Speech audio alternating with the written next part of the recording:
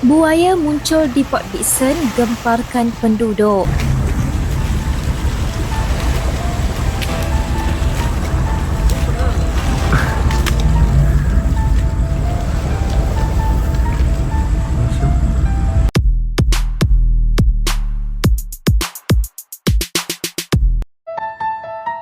Penduduk gempar selepas tular rakaman video kemunculan seekor buaya di pantai Tanjung Gemuk, Port Dickson, Negeri Sembilan. Video yang dikongsikan Ipan di thread memaparkan reptilia berkenaan sedang duduk berehat di tepi pantai dan cuba naik ke darat. Kemunculan buaya tersebut disedari salah seorang pengunjung pantai tersebut yang pada mulanya tidak perasan kehadiran reptilia itu kerana suasana yang gelap.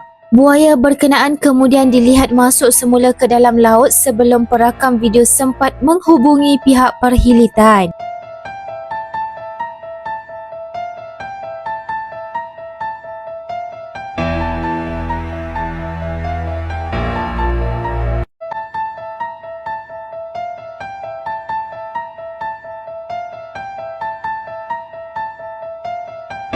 Info tadi tengah mancing tu kat Tanjung Gemuk ni,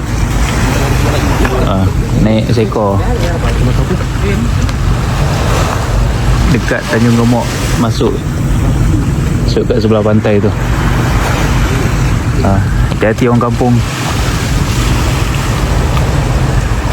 So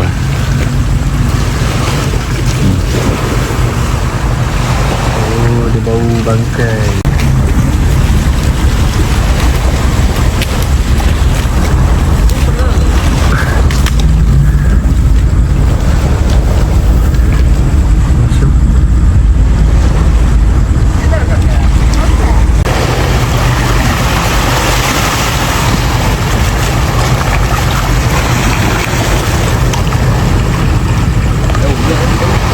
You